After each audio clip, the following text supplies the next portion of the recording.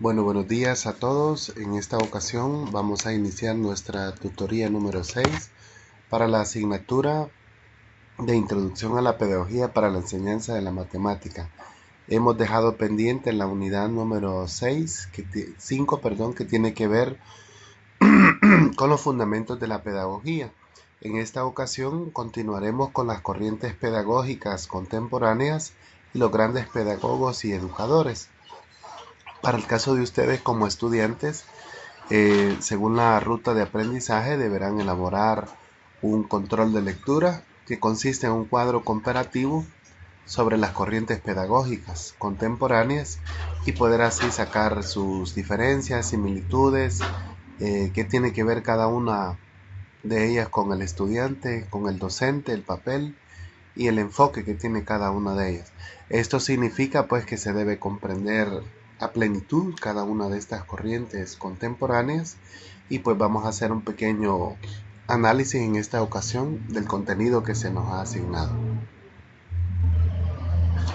A manera de introducción, el documento que se nos ha pedido analizar muestra que es necesario analizar las últimas corrientes pedagógicas en vista de que se debe identificar los aspectos teóricos y metodológicos, así como también hacer una crítica a todos los enfoques pedagógicos contemporáneos que últimamente se han tenido que hacer, ¿verdad? En este artículo se puede considerar por lo menos 5 paradigmas que son los más representativos. Ustedes saben que un paradigma pues, es una manera de pensar o una representación. Estos son la escuela nueva, la pedagogía liberadora y su máximo exponente, la tendencia cognitiva, el cuarto que sería el constructivismo y el quinto que es paradigma que es el enfoque histórico-cultural. Entonces veremos cómo cada una de estas 5 corrientes pedagógicas están proponiendo y dando nuevos aportes a la pedagogía, pues que hacen su fundamento en estas últimas etapas, ¿verdad? Así es que sin mayor preámbulo, vamos a iniciar analizando cada una de ellas. La escuela se ha visto que sus principales actores están involucrados en una serie de críticas sociales, políticas y culturales. Por ejemplo, menciona el documento que una de las críticas más importantes que se le hace a la pedagogía es con respecto a qué tiene que hacer esta. Si el docente, por ejemplo, solo se encarga de transmitir conocimiento, respuestas a preguntas o transmitir información, etcétera, o se debe asegurar una comprensión y una aplicación y un uso activo del conocimiento. Y entonces en esa discusión que se ha generado es donde se han empezado a desarrollar estas corrientes pedagógicas contemporáneas con respecto al cuál es la labor docente y con respecto a qué se debe implementar en el aula escolar. Dada la profusa producción de la pedagogía, es necesario de que se pueda criticar muy profundamente estas corrientes pedagógicas y contestar algunas preguntas más importantes. Por ejemplo, el documento plantea cuáles son los fundamentos filosóficos, epistemológicos y psicológicos que sostienen a estas corrientes pedagógicas, qué tipo de interrelaciones establecen, por qué apoyarnos en un paradigma o en otro, bajo qué criterios de un paradigma se le considera tradicional o caducado y qué factores han constatado la ineficiencia o caducidad del anterior modelo. Entonces, estas preguntas también nos pueden servir para poder hacer un cuadro comparativo y analizar estas 5 corrientes pedagógicas que en esta ocasión vamos a analizar. Entonces,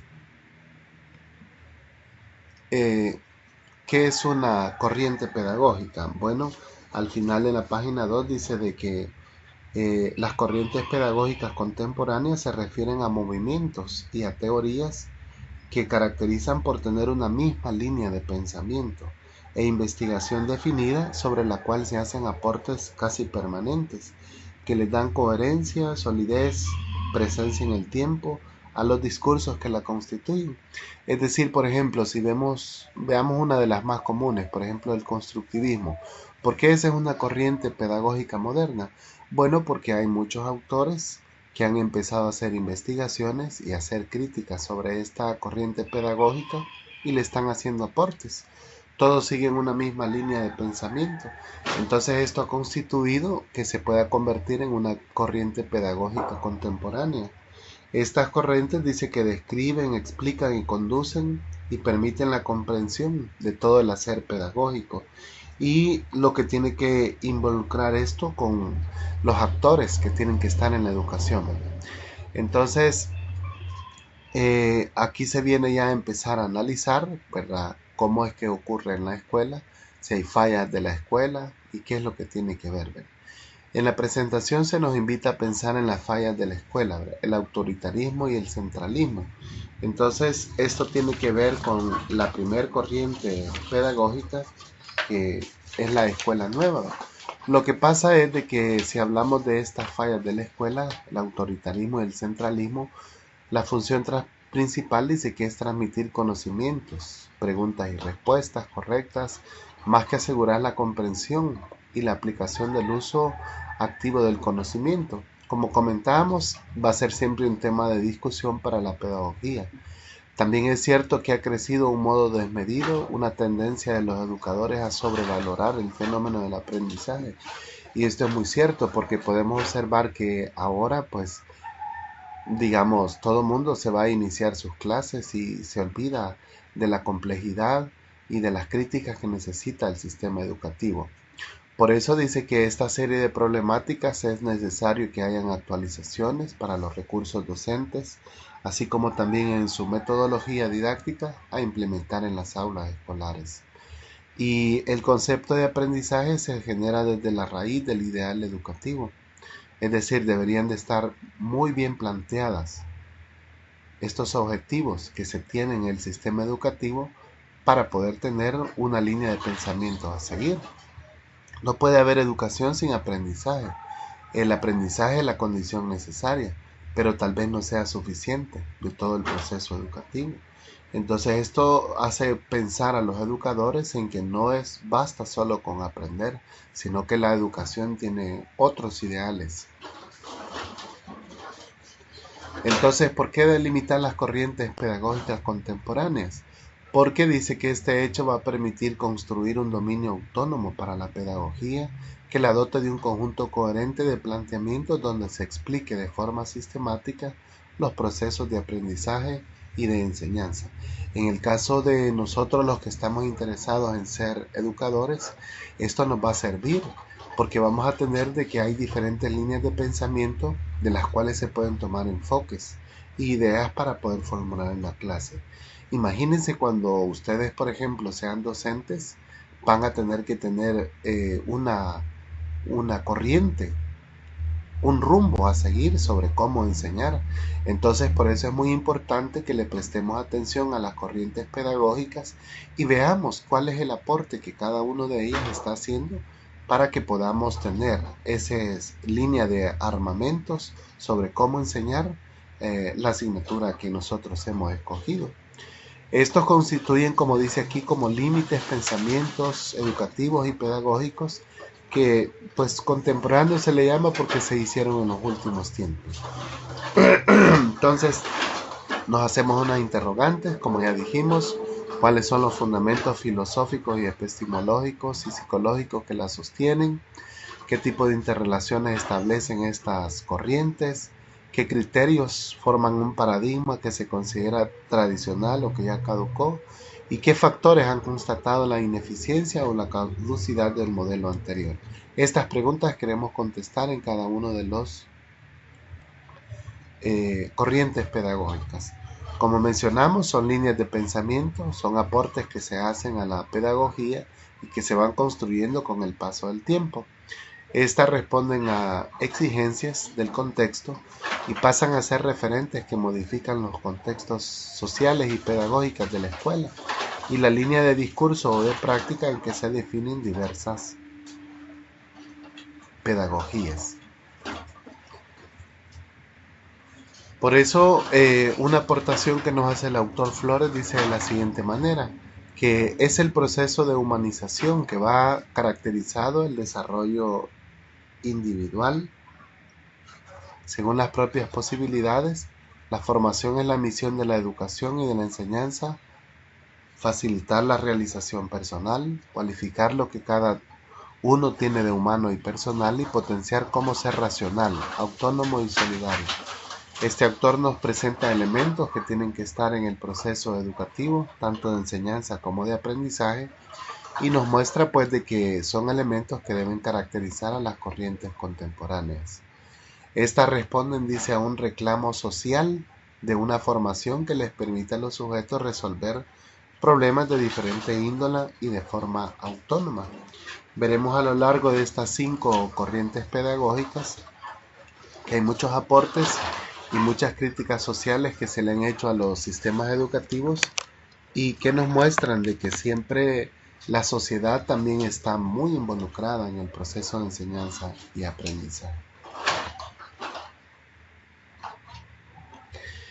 En la escuela tradicional, las viejas soluciones responden de manera simplista o mecánica a las demandas sociales. A mayor número de solicitudes de ingreso de estudiantes, más instalaciones constituidas y por ende más burocracia. Pero no se trata solamente de eso, el hecho educativo, sino que se trata más de poder fomentar, como leíamos en la presentación anterior, el crecimiento humano y este por ende tiene que llevar al crecimiento moral, espiritual, económico de una sociedad. La pregunta que se han planteado estas tendencias es considerar si la educación debe dedicarse a transmitir los saberes científicos establecidos o bien debe preocuparse por desarrollar una nueva forma de concebir y representar el mundo más allá de la forma en que inicialmente los alumnos ven. Esta pregunta es muy importante porque nos basamos que es toda la base sobre el hecho educativo. Es decir, si estamos interesados en que el proceso de aprendizaje sea de mayor calidad, debemos darle respuesta a esta pregunta. Si solamente queremos transmitir conocimientos científicos o más bien queremos desarrollar una nueva forma de concebir y representar el mundo. Esto es muy importante porque prácticamente en las escuelas puede ser que algunos docentes, padres de familia y alumnos tengan una concepción equivocada de lo que significa ir a la escuela. Algunos, por ejemplo, piensan de que si no llevan su cuaderno lleno en las páginas de información y de conocimiento, les pudiese parecer de que no están aprendiendo mucho en la escuela. Y no decimos que no sea necesario, pero sin embargo es la idea que las personas tienen acerca de la educación, ¿verdad? Que se tiene que llenar de conocimientos. Pero como dice aquí, ¿verdad? Que nos debe preocupar más que todo el desarrollo y las representaciones del mundo que se va haciendo este estudiante con respecto a lo que los alumnos ven. Por eso entonces pasamos al primer paradigma o modelo del sistema educativo. Aquí empieza el cuadro comparativo que ustedes van a hacer de los 5 modelos y el primero de ellos se llama el paradigma de la escuela nueva.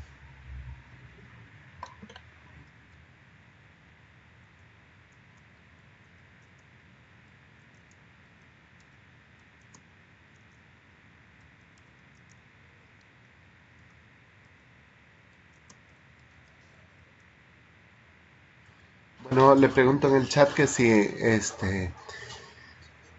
entienden a qué se refiere lo que es el cuadro comparativo.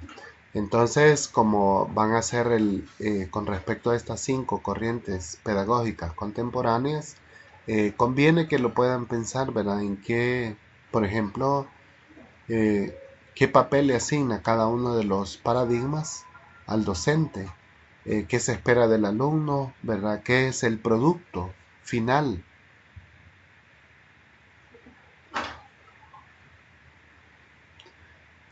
¿Qué es el producto final del estudiante? Y también cómo tiene que ver la sociedad, ¿verdad? Su influencia, cómo lo considera cada uno de estos paradigmas. Entonces, analizando el primero de la escuela nueva, dice que, entonces de eso hablaremos, de lo que va a contener este cuadro. La llamada Escuela Nueva dice que fue un movimiento pedagógico heterogéneo, iniciado a finales del siglo XIX. La Escuela Nueva, también llamada Escuela Activa, surge como una reacción a la escuela tradicional y a las relaciones sociales que imperaban en la época de este. Se constituye en una verdadera corriente pedagógica, en una propuesta educativa de nuevo perfil. Quizás cuando finalizar la Primera Guerra Mundial, la educación fue nuevamente considerada, dice, como una esperanza de paz. Entonces, según esta escuela nueva, dice de que era importante denunciar y modificar los vicios de la educación tradicional, la pasividad, el intelectualismo, el magistrocentrismo, la superficialidad, el enciclopedismo, el verbalismo, con el propósito de definir un nuevo rol a los diferentes participantes del proceso educativo. Entonces, en esta escuela nueva se trató de darle un nuevo papel tanto al alumno como también al profesor. Y un eje central que tenía esta escuela nueva era promover la paz, en vista de que se estaban finalizando las guerras mundiales. Y también es muy importante establecer cómo es la relación maestro-alumno, ¿verdad? Esta escuela nueva dice de que eh, está basado en planteamientos del desarrollo y el acto educativo debe tratar a cada uno según sus aptitudes. Respecto a la relación maestro-alumno, se trata de una relación de poder-sumisión que se daba en la escuela tradicional a un vínculo marcado por una relación de afecto y camaradería. Es más importante la forma de conducirse del maestro que de la palabra. Y el maestro pues es un auxiliar libre y espontáneo desarrollo del niño. Y también incorpora mucho la autogobernación y la autodisciplina para que los muchachos pues puedan estar en esta relación. Entonces, bajo esta escuela nueva lo que se pretendió es que el maestro fuera como un auxiliar, ¿verdad? Que pudiera promover el desarrollo de los niños respetando su desarrollo y sus etapas. Y también algo muy importante es de que la relación maestro-alumno que se trató de establecer fue más cordial. Ya no fue del el maestro, ¿verdad? Que es el autoritario, el alumno estaba en segundo plano, sino que los trató de poner en un ambiente más cordial. Esta corriente pedagógica de la escuela nueva. Esto es muy importante porque aún se observa algunos aspectos, ¿verdad? Que todavía se pueden conservar en de la escuela nueva. Entonces, resulta de que las escuelas venían de que el alumno tenía un papel pasivo, se trataba de fomentar el intelectualismo, ¿verdad? El centro de todo el hecho educativo era el docente y también pues lo que se trataba era de profundizar en conocimientos. Entonces, la escuela nueva trató de formar un nuevo rol a cada uno de los participantes y por eso fue que llegó a algunos aspectos importantes, ¿verdad? Que se pueden incluir. La función del educador dice que será descubrir las necesidades de interés de los alumnos y los objetos que son capaces de satisfacerlos. Entonces, ¿cuál fue el tema educativo a tratar en la escuela nueva? Las necesidades y los intereses de los alumnos. Y se valió mucho de las experiencias de la vida cotidiana para ser más capaces de despertar el interés de las lecciones proporcionadas por los libros.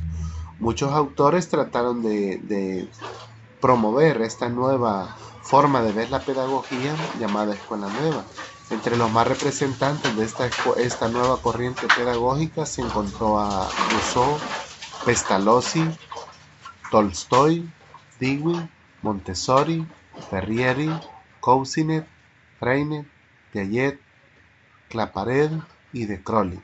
Entonces fueron muchos autores los que empezaron a hacer propuestas de esta escuela nueva para que pudiera ser un punto de partida.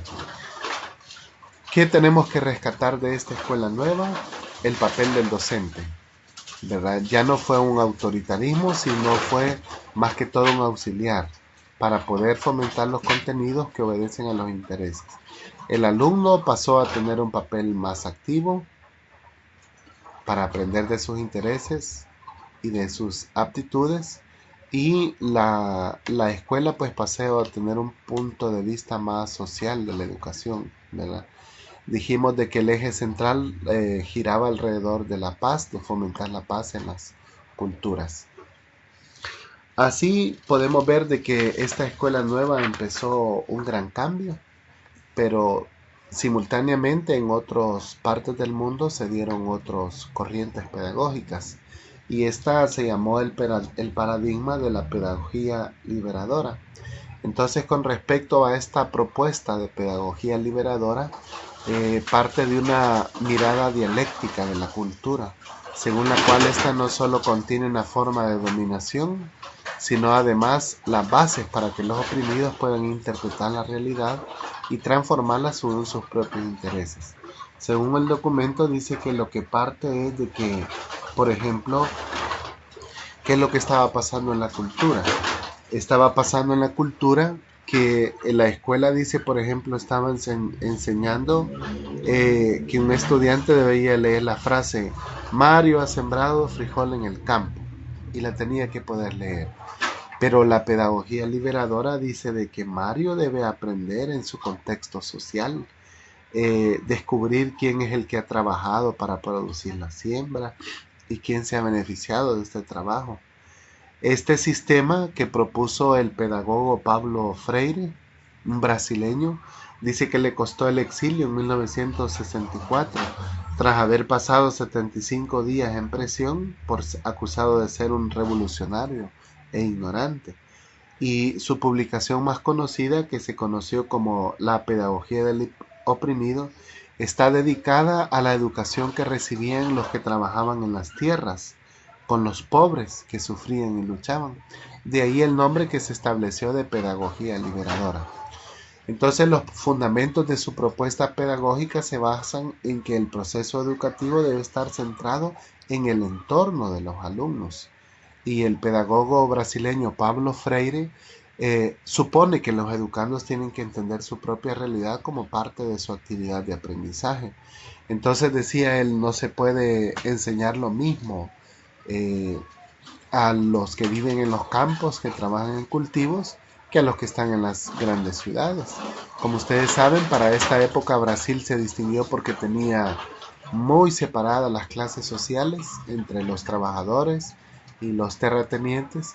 Entonces fue una crítica más que todo que se le hizo al sistema económico y educativo de estas sociedades. Ahora, ¿cuáles son algunos conceptos de la pedagogía liberadora? Bueno, un concepto es la deshumanización. Freire señala la deshumanización como consecuencia de la opresión, y esta afecta no solamente a los oprimidos, sino también a aquellos que oprimen. Entonces esta corriente pedagógica le hizo la crítica al sistema educativo que estaba deshumanizando prácticamente a los pobres y a los trabajadores. También acusó a que se estaba impartiendo una educación bancaria. Y con este término, Freire quiso decir que en la educación bancaria la contradicción es mantenida y estipulada, ya que no existe liberación superadora posible. El educando solo es un objeto en el proceso y padece pasivamente la acción de su educador, el saber que es como un depósito. Entonces es lo que estaba pasando en la escuela tradicional, que solamente se veía al alumno como un recipiente prácticamente que podía recibir los conocimientos. Por eso se le hizo la crítica a este sistema educativo. También la pedagogía liberadora habla sobre la educación problematizadora y dice que Freire propuso que el sistema no fuese unidireccional, propuesto por la educación bancaria, ya que da existencia a una comunicación de ida-vuelta constituyéndose un diálogo liberador. Entonces lo que esta pedagogía liberadora propone es que se deje esa educación bancaria y que se pase a una educación que sea más liberadora, que haya más diálogo entre el docente y el alumno, y por eso propone la dialogicidad, de que se encuentre entre el mundo, y dice que no pueda En esta relación nueva que propone la pedagogía del yo y tú, la esencia de la educación es la práctica de la libertad.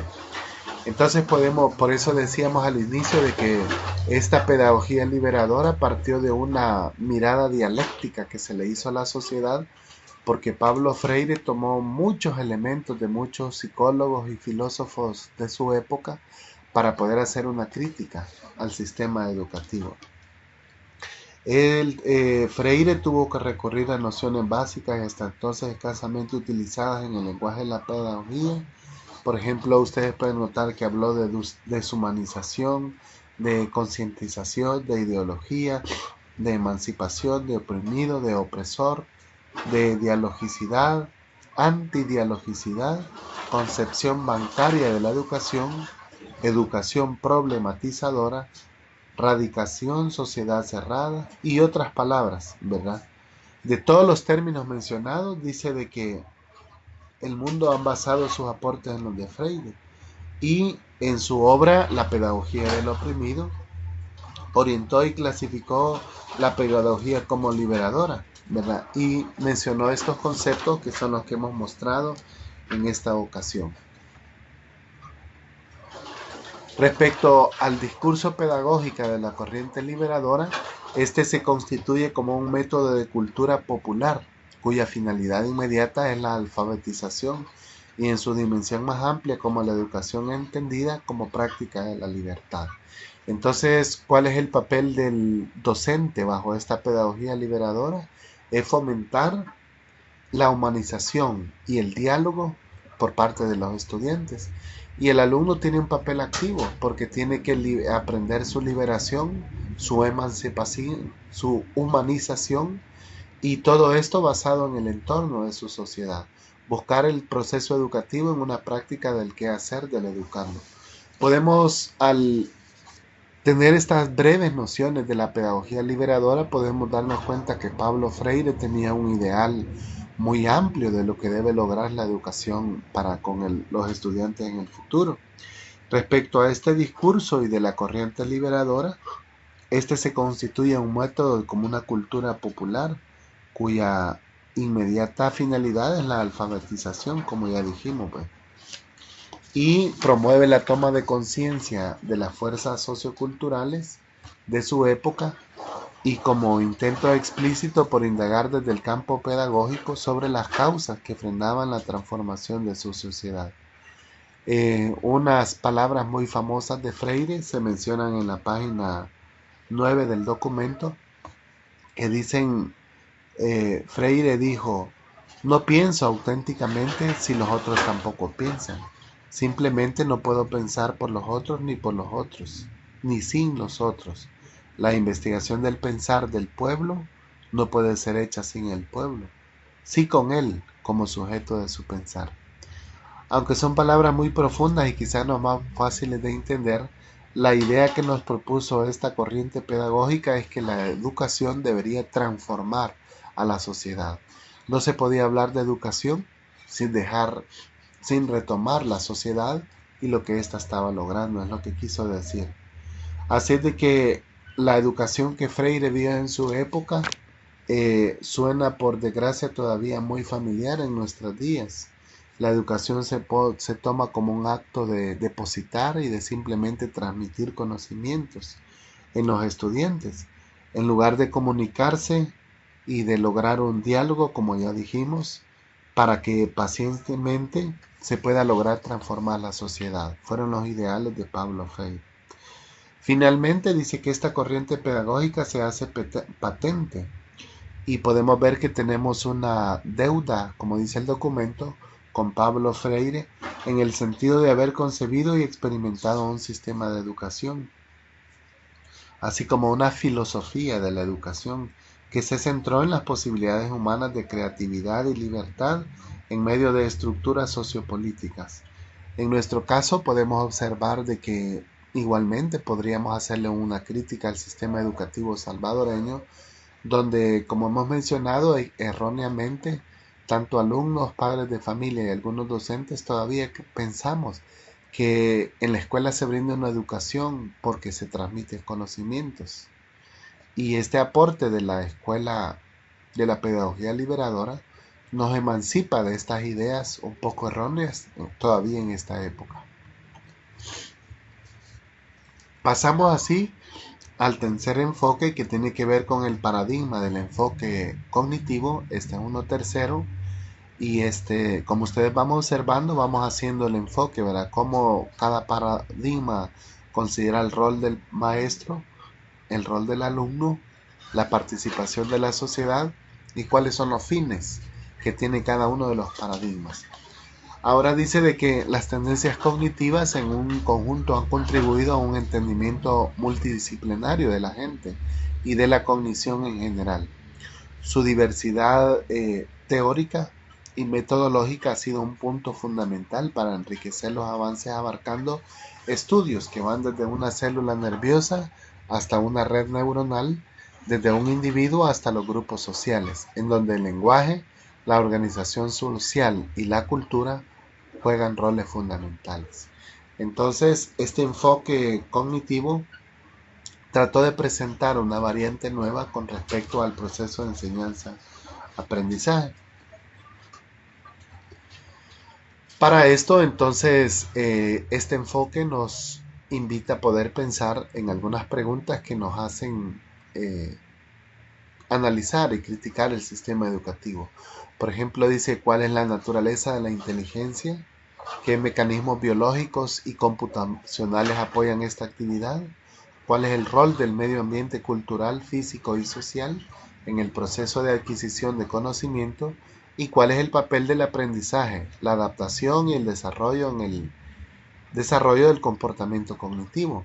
Entonces, la respuesta a estas preguntas le interesó mucho a este paradigma del enfoque cognitivo, ¿verdad? La forma más adecuada de responder a todas las interrogantes fue a través de las investigaciones multidisciplinarias e integradoras, donde se tendieran puentes entre distintos puntos de vista y se generaran nuevos paradigmas. Para este enfoque, entonces, dice de que se empezó algo que se llamó la revolución cognitiva, y con esto se refirió al marco histórico particular de la corriente pedagógica, que empezó a rescatar todas estas ideas. Más que una revolución, fue la idea de procesos mentales complejos que, como dice William James, había tratado de explicar medio siglo antes en las obras de Brunner. Lo que había denominado la investigación del aprendizaje hasta este momento, ¿verdad? Todo de estímulos y respuestas y aprendizajes. Entonces, esta actividad mental de la cognición humana empezó a ser objeto de un estudio científico. Y el desarrollo de la tecnología creó otro pilar de apoyo a las nuevas teorías cognitivas. La computadora creó un asombroso modelo de funcionamiento mental que eventualmente habría de ser rechazado en las teorías sociohistóricas. Menciona aquí el documento entonces de que fueron diferentes disciplinas las que se interesaron en dar la explicación de cómo funciona la mente y el aprendizaje. Aquí dice el documento que fue una fusión de filósofos, lingüistas, psicólogos, computólogos, antropólogos, sociólogos y neurocientíficos que tenían este interés común en responder esta pregunta de cómo se logra el aprendizaje, la intelectualidad. Y algunos se apoyaron en modelos computacionales para poder explicar cómo surge el aprendizaje. Los inicios del cognitivismo como corriente pedagógica contemporánea se situaron en los trabajos de Piaget por el año de 1977, quien propuso una teoría racionalista frente a una tesis empirista de la tabula rasa.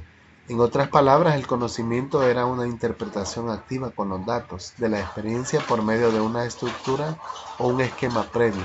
Se consideró estas estructuras como algo fijo e invariable, sino como algo que evolucionaba a partir de las funciones básicas de la acomodación. Entonces, pensando en este enfoque cognitivo, nos preguntamos, ¿verdad?, cuáles son los enfoques que le confirió al docente, al alumno y a la sociedad, ¿verdad? Piaget dijo de que en sus estudios afirmaba, ¿verdad?, que el alumno debía respetársele su desarrollo y las etapas en que éste se encontrara. Otros, por ejemplo, como Chomsky, que no menciona aquí la presentación, pero tuvo que ver, eh, siguió destacando ideas propuestas por Piaget y trató de entender el aprendizaje de una lengua en términos de postulados conductistas y se encontró con contradicciones teóricas. Entonces, para el docente, esta teoría representó que debía de comprender los procesos mentales y tratar de asimilarlo así para con los estudiantes. En resumen, contribuciones de los cognitivistas citados tenían gran influencia en la consolidación de esta corriente pedagógica. Bajo esta corriente pedagógica es muy importante prestarle atención a las diversas etapas del pensamiento funcionalista. También se tiene que observar el pensamiento de los estudiantes y es de poder ver, ¿verdad?, cómo se puede construir con una misma grupo de estudiantes. Dos docentes diferentes pueden lograr cosas similares o podrían ser diferentes, depende del enfoque y la corriente con la que estén trabajando. Por eso este paradigma todavía conserva algunos elementos, ¿verdad?, actuales y que nos sirven para poder llevar a cabo el proceso educativo. Pasamos ahora al cuarto paradigma, que tiene que ver con el enfoque constructivista, y este quizás es un poco más publicitado en las charlas sobre pedagogía, ya que tiene muchos elementos que se han tomado de acorde a la pedagogía moderna.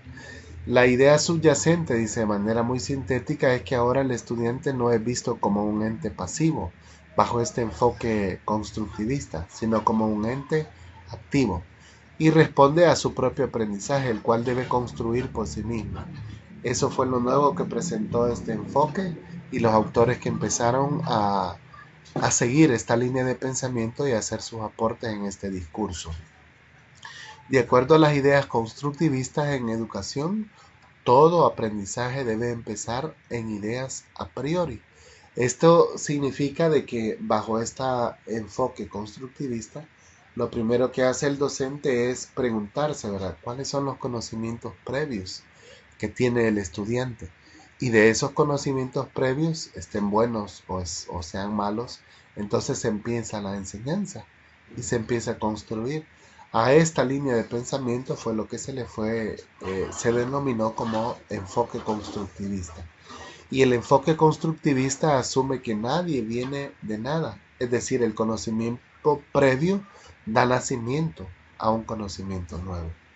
No podemos encontrar un alumno que no sepa nada, porque su propia naturaleza y su propia experiencia en el hogar y con sus amigos le han dado cierto conocimiento que él puede llegar a tener.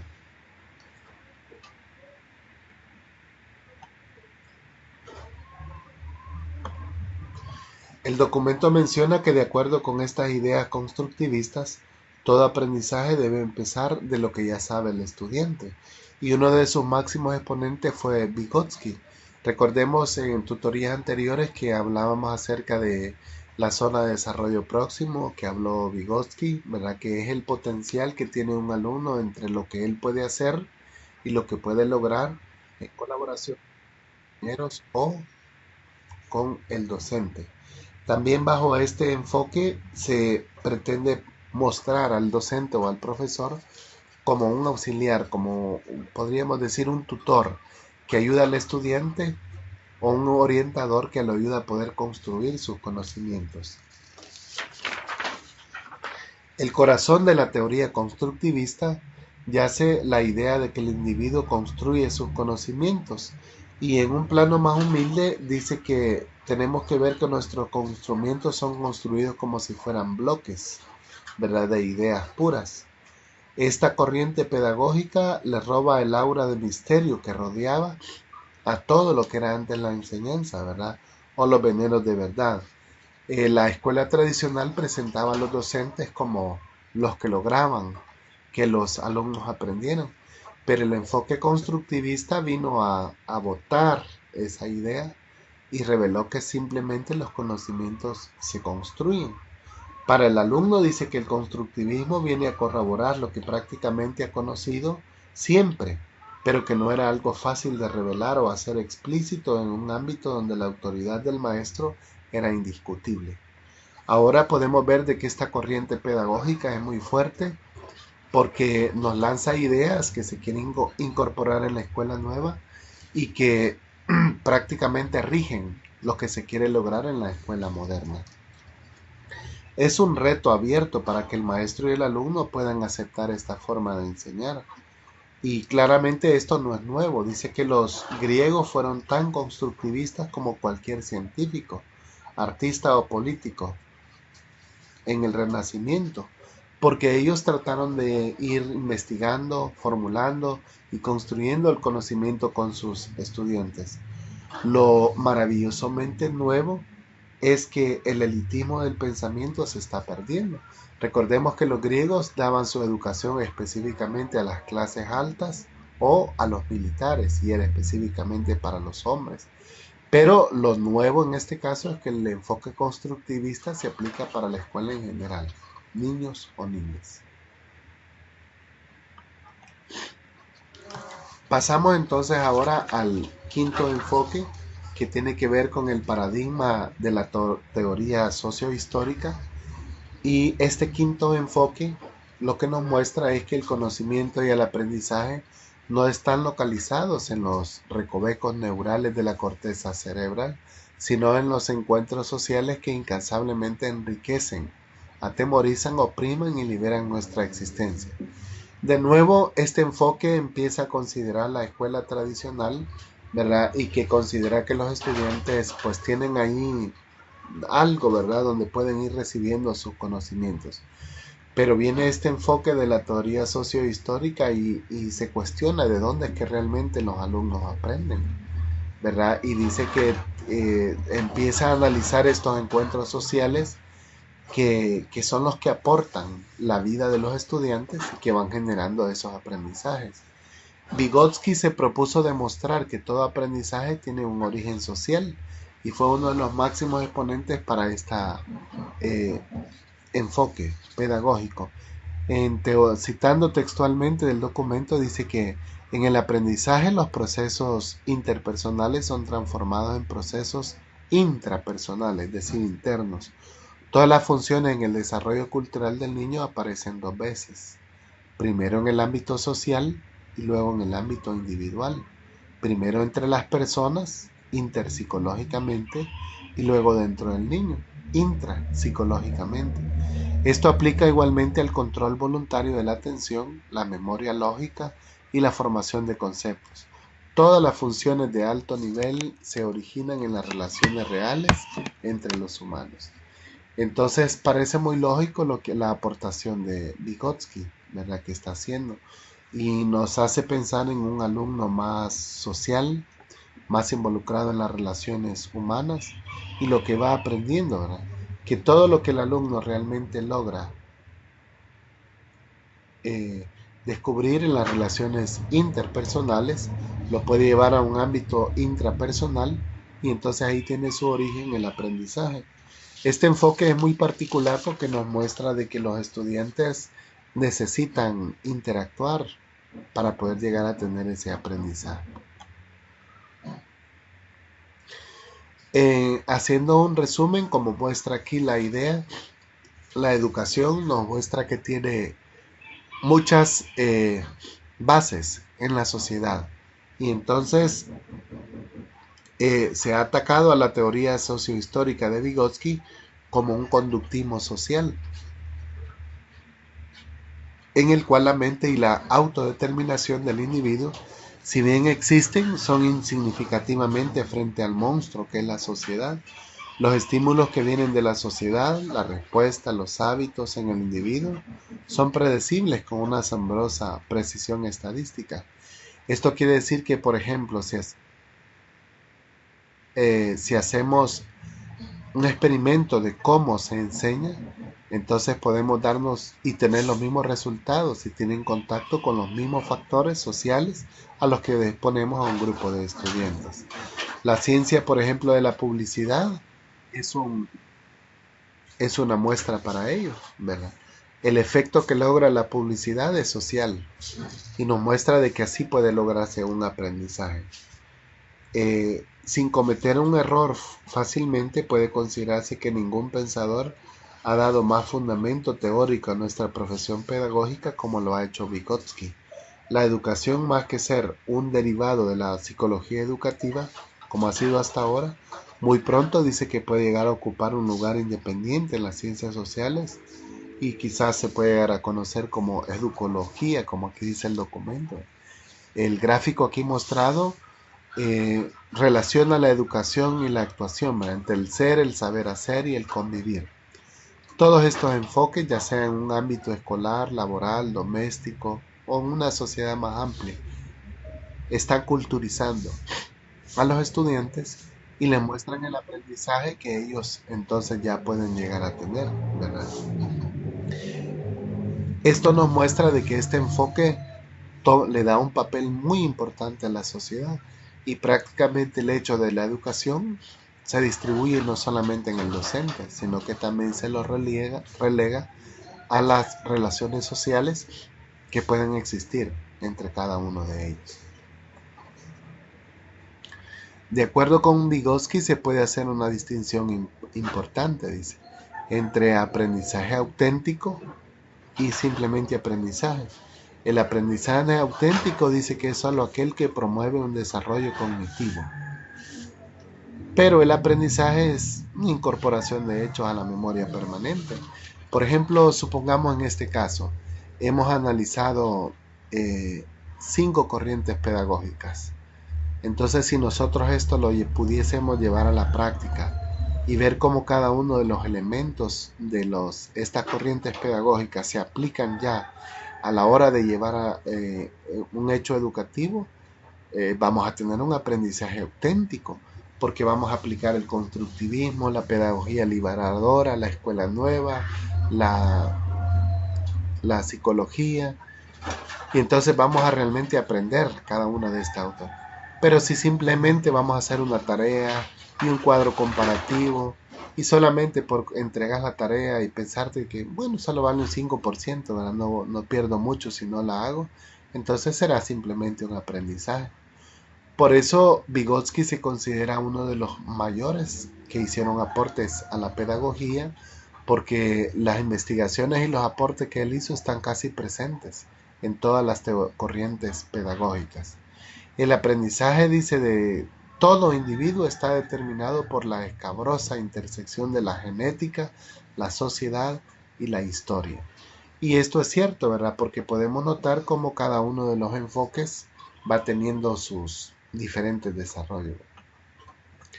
Entonces, a manera de conclusión, hemos analizado los enfoques o paradigmas o modelos, ¿verdad? Que nos muestran hacia qué va tomándola. Entonces, de estos 5 enfoques sería el cuadro comparativo.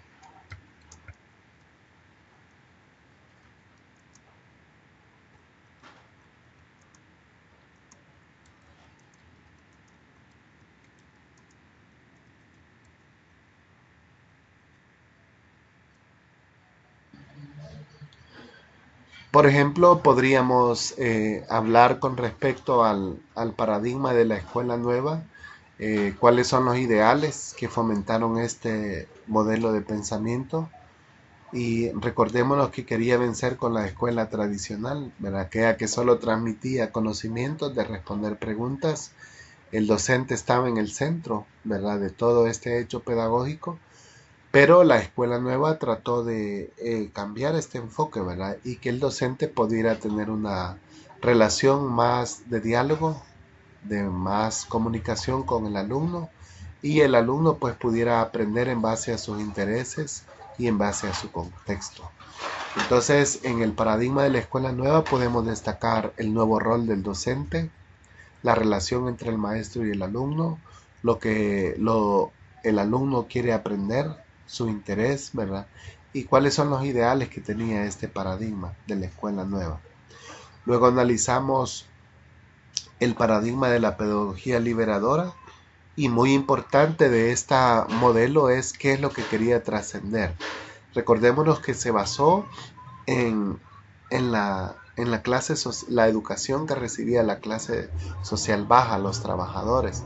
Entonces lo que trató de hacer es una crítica con respecto a qué se estaba logrando con la educación, y el máximo exponente de esta pedagogía fue Pablo Freire, y trató de fomentar que la pedagogía fuera más humanizadora, que el hecho educativo liberara el pensamiento del ser humano y que lograra transformar la sociedad en algo más justo y más digno. Aunque todavía se siguen teniendo ideales de este paradigma de la pedagogía liberadora, aportó líneas de pensamiento muy importantes al hecho educativo. Luego pasamos al paradigma del enfoque cognitivo y recordamos que fueron muchas distintas disciplinas las que trataron de explicar cómo se logra la intelectualidad, el aprendizaje, y entonces empezaron a relacionar la educación con las ciencias computacionales y distinguir, ¿verdad?, ese nuevo rol del docente y también del alumno. Posteriormente hablamos del paradigma del enfoque constructivista y vimos que se quiso dar un nuevo rol al estudiante para que éste ya no pudiera tener un papel más pasivo, sino que más activo. El docente también tomaría un nuevo rol, ¿verdad?, tomando los conocimientos previos de los estudiantes y tomando estos para poder de nuevo, como si fueran bloques, construir los conocimientos que fueran necesarios, ¿verdad? Y finalmente vimos el paradigma de la teoría sociohistórica, que el componente principal que tomó es de que el alumno no aprende de manera individual, sino que por el contrario toma las relaciones sociales que este estudiante tiene, y de ahí empieza la educación. Vygotsky dijo de que todo conocimiento tiene una base en las relaciones con la sociedad. Entonces, de estos 5 vamos a continuar analizando acerca de los aportes de los pedagogos que los hicieron. Así hemos analizado este primer documento que tiene que ver con las principales corrientes pedagógicas que afectan a la pedagogía moderna.